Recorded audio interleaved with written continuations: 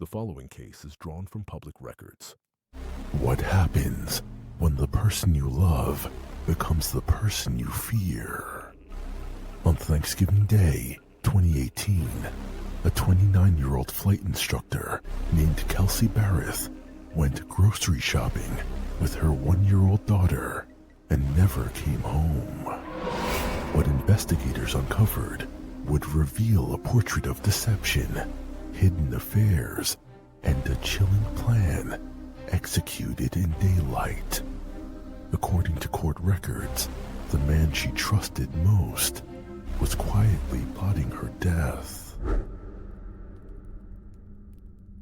November 22nd, 2018, Woodland Park, Colorado, an hour west of Colorado Springs. Kelsey Berreth, a pilot and young mother, was seen on Safeway surveillance footage buying Thanksgiving ingredients with her daughter. Court exhibits later showed she texted her fiancé, Patrick Frazee, saying she'd bought sweet potatoes for dinner. Everything appeared ordinary. A devoted mother, a home shared with someone she believed loved her. In a town built on trust, nothing seemed amiss. But unbeknownst to her, the fracture had already begun. 3 days later, Kelsey's phone pinged in Gooding, Idaho, nearly 800 miles away. When Frazee eventually told police she was missing, investigators entered her condo and found blood spatter on multiple walls, later confirmed by forensic testing.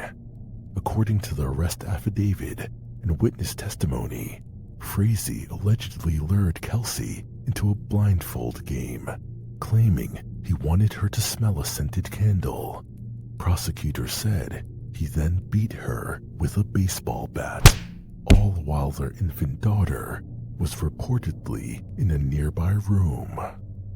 According to testimony, Frazee placed Kelsey's body in a black plastic tote, stored it at his ranch, and later burned it in a metal trough before disposing of the ashes. Her remains have never been found. Frazee then called in an accomplice to erase what remained. The man who initially filed the missing persons report and was the concerned partner became the prime suspect.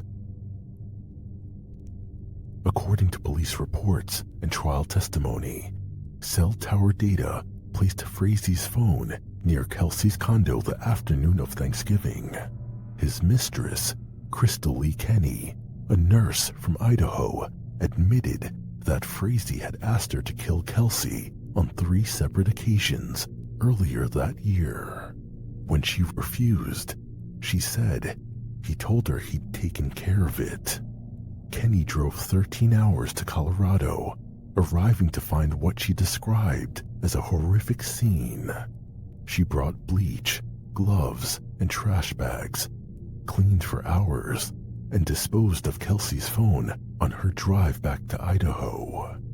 Investigators later recovered messages sent from that phone to both Frazee and Kelsey's employer, written to make it appear she'd left voluntarily. Gas station surveillance showed Frazee filling a gas can 2 days after Thanksgiving.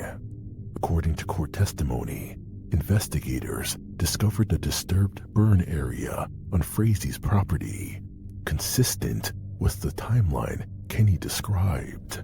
Step by step, the illusion of a missing woman turned into evidence of premeditated murder. In October 2019, the trial of Patrick Frazee began in Teller County. Over 2 weeks, jurors heard testimony from Kenny, investigators, and forensic experts.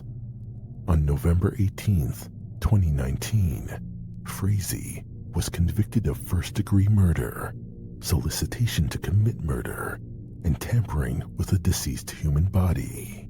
He received life in prison without parole, plus 156 years, a sentence later upheld by the Colorado Supreme Court. Kenny pleaded guilty to evidence tampering in exchange for cooperation. She was first sentenced to 3 years, later reduced to 18 months, and has since been released.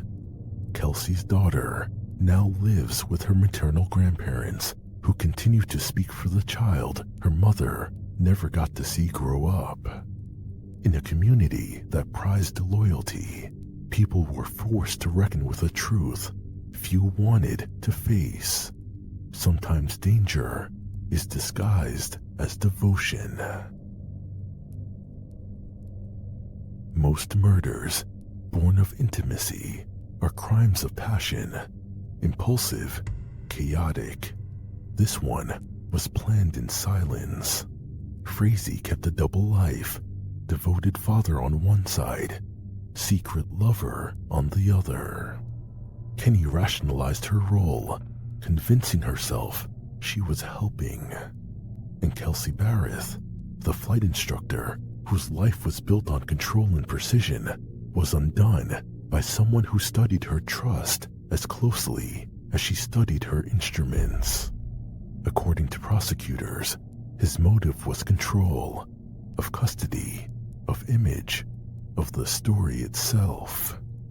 But the deeper question remains: how long can someone perform love while plotting its opposite?